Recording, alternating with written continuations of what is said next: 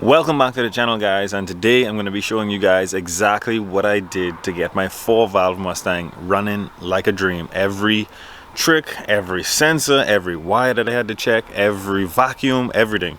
I'm going to be showing you guys the complete rundown. We finally got this thing running extremely good. No guessing, no ifs, ands, or buts about it. It is ready. So let's get into today's video.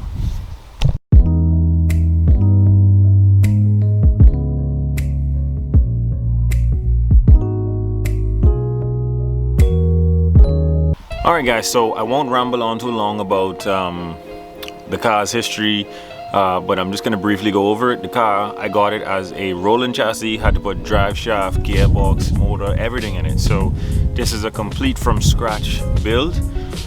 It has the literal first year that the Gen 1 4-valve motor came out, which is the Lincoln Mark 8 motor with the manifold that a lot of people say cannot be used in these Mustangs, but I actually have it in my Mustang. All I had to do was push the firewall back like with a hammer to get the throttle body to fit, and it really isn't a lot other fabrication that was done. Mustang GT motor mounts, Mustang GT trans mount, Mustang GT radiator, so all of your GT stuff can cross right over to this motor. Even your flywheel, pressure plate, your clutch, everything, gearbox goes right on this motor. But there is a few tricky sensors that have to be plugged in. There is some vacuums that have to be ran the right way for this motor to perform, and that's what I'm going to show you now in this video.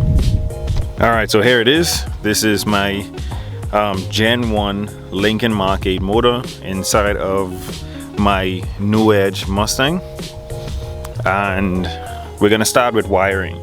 Two of the most detrimental pieces of wiring is, one of them is down here, which is the crank sensor has to be plugged in, and the cam sensor has to be plugged in, has to be good.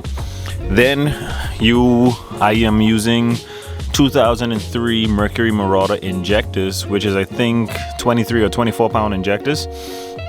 They come with 19-pound injectors, but these injectors are better for this swap. Gets you a little more power. You're gonna have to do a retune, but that's very easily done.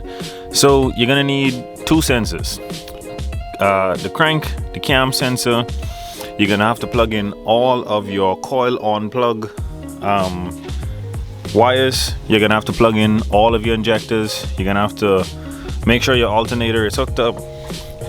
I have one ground running from the body, go down, running to the front of the timing cover, and I have another ground running from this part of the body to the passenger side head, right to the metal, with a little washer and a bolt on it.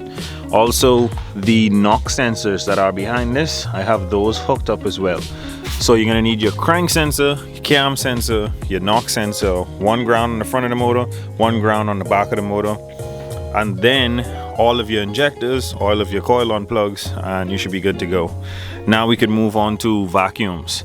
If you notice, I have a lot of vacuums just closed off because that would be all of the factory vacuums that came with this motor. One vacuum go into the fuel pressure regulator.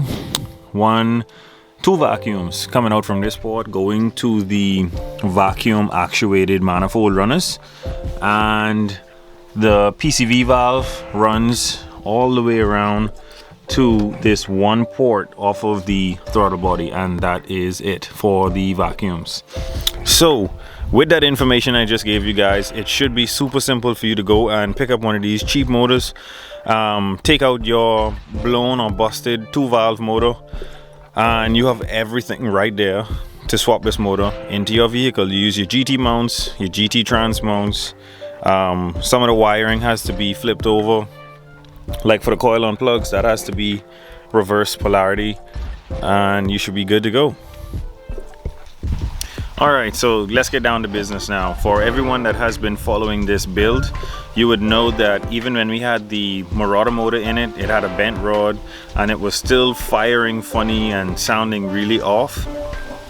And we swapped this new motor in and it sounded almost exactly the same, like it was backfiring, that it didn't want to rev, stuff like that. So I finally got this thing running. I'm going to now insert a clip of how it used to run right here.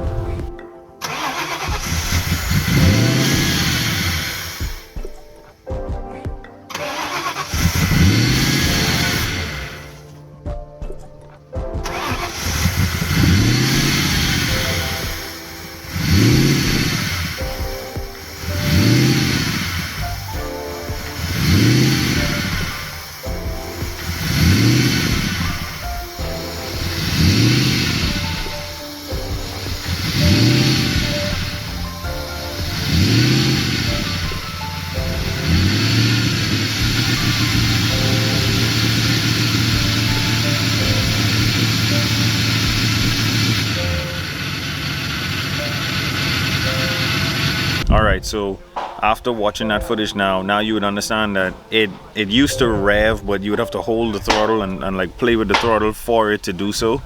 Now it has very good throttle response. The exhaust notes sound perfect, and I cannot really pinpoint what it is that I've done because I did a lot of things at one time. So the things that I did is I added a ground to the back of the head on the passenger head, right to the raw metal.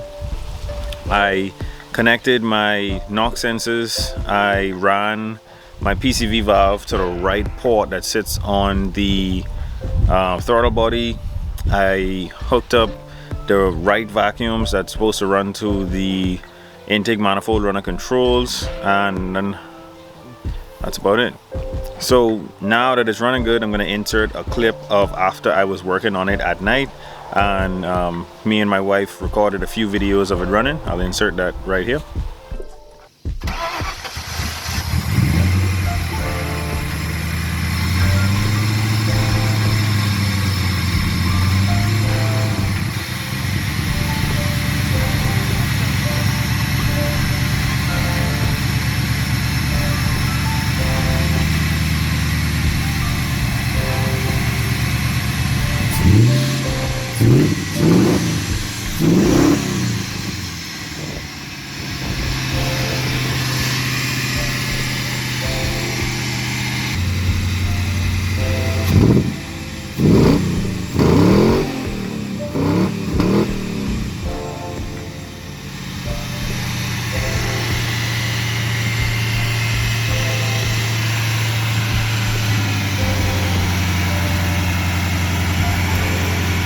And as you guys have just seen, I was super happy. I've been working on this thing for months, couldn't get it running right, and now it's finally running right. Anyone that's ever had their vehicle down, or you did a build, or you're doing a motor swap, you understand why I was so happy, because it takes months, if not years, for some people to do these swaps properly, and we finally got this thing running very good. So after watching that footage, as you guys can see, definitely the next video is going to be us driving this thing, and I probably won't be doing much like drifting or burning out or anything like that, because the seat in it still isn't bolted in, so I have to get a bracket made up for that before we can really start beating on this thing. But definitely the next video is going to be us driving this thing. Thank you guys so much for watching. Don't forget to like, share, and subscribe. I'll catch you guys on the next one.